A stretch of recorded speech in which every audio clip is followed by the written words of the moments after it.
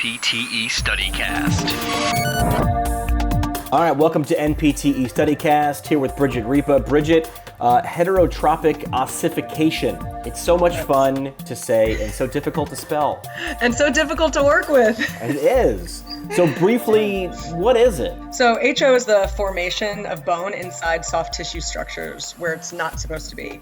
The development of HO is extra-articular, so it occurs outside the joint capsule. Well, I remember I had no idea this thing actually existed before I came to PT school, and I was like, wait a second, bone can just randomly form? Yeah, I don't think I knew it existed until I was, maybe I got that information at some point in my education, and then until I saw a patient with it. And it's rough, for sure. So what's involved with anatomy or the injury? How does it happen, and what does it look like when it happens? The exact pathophysiology behind HO is actually unknown. They don't know exactly how it happens, but it usually comes from a period of immobilization, some sort of traumatic injury to that bone or to that area of the body. What does it look like in the body? How does somebody figure out that they're actually dealing with this? I think the first time I saw HO, I 100% thought it was a DVT. So it presents a lot like that swelling, redness, kind of warm to the touch wherever it is. A lot of times it presents like an infection to that specific area. Your thrombophlebitis, your osteomyelitis, cellulitis, sepsis or septic arthritis. And then you can also see it present kind of as a fracture, just a trauma, or just a really, really bad bruise or hematoma. But those are kind of the big things that you would see. Special tests.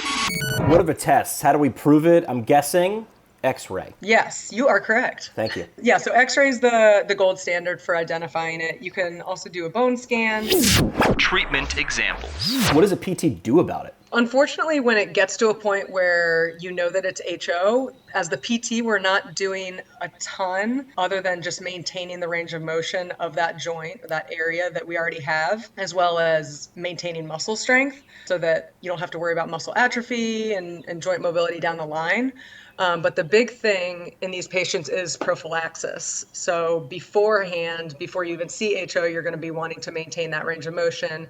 So really looking at positioning, splinting or bracing if necessary, things like that early on so that you can hopefully avoid HO developing. Look at that. Movement is good for you. Who knew? Who knew?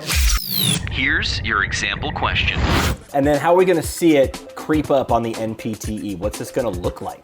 You're probably not going to get a specific question about HO. I mean, don't hold me to that. You might have HO integrated into a question that you're going to want to consider that. Kind of a sample question, if they were specifically asking you about HO, they might say, during an initial evaluation of a patient, status post motor vehicle accident with a complete lesion at C7, the therapist notes swelling, redness, and warmth at the posterior knee joint. Which of the following conditions would most likely be present? And that's where, dependent on your answers, if HO was an answer, you probably want to go with HO. But a perfect example of how HO has a lot of differential diagnosis. Right. Because it could look like a DVT as well. That's where my head might go as well. Definitely. Yep, absolutely. Perfect. Heterotrophic ossification. Good luck with it on the NPTE. Exactly. NPTE StudyCast. Brewed by the PT Pintcast.